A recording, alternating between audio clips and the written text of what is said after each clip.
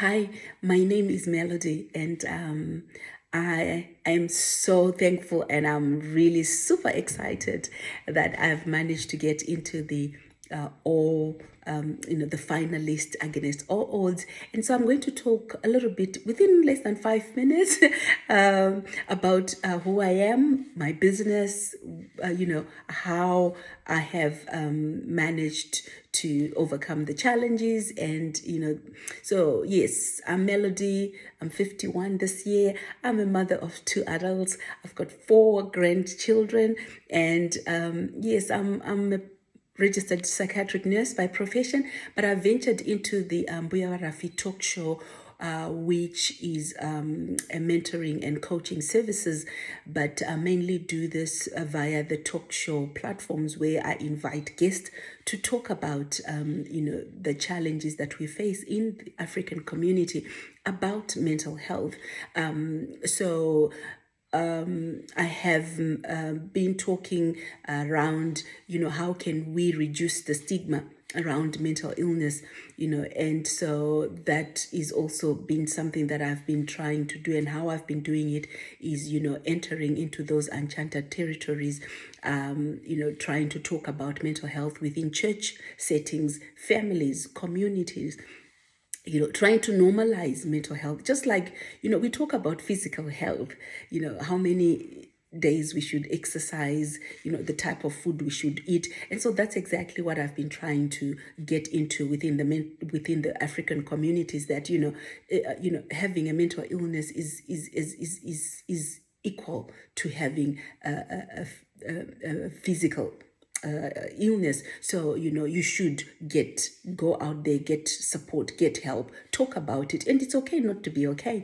So talking about mental health, hosting church events where I'm encouraged or am invited to discuss and teach about mental illness, and how best we can overcome mental illness within our African community. So I've done that. The Mbuya Rafi Talk Show was founded in 2021.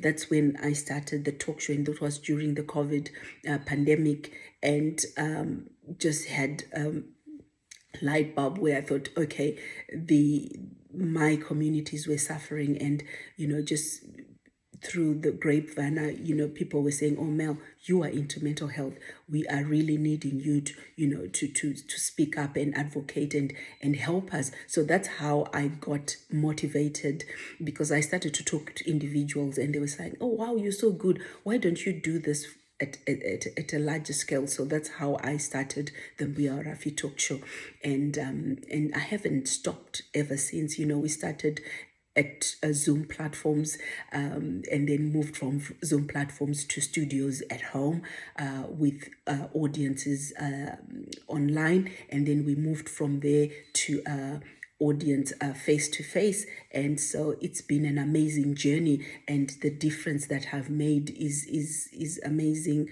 And so this is what I've been doing. And I guess also thinking of what has been my greatest challenge is that being accepted. As I was saying, mental illness is not something that is easily acceptable within the African community. So I did face some challenges being accepted, and why do you talk about mental illness? Because they believe, to us in our African communities, they believe having a mental illness is probably you've been bewitched or something like that. So yes, and then also I guess the greatest I think achievement is to a certain extent I have had a breakthrough.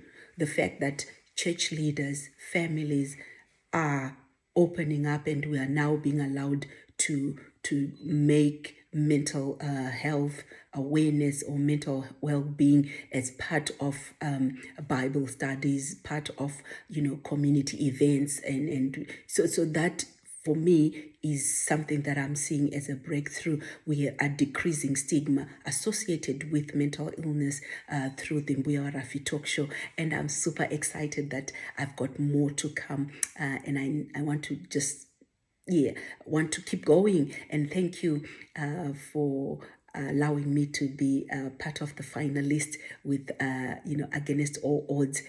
So I'm super excited. Thank you.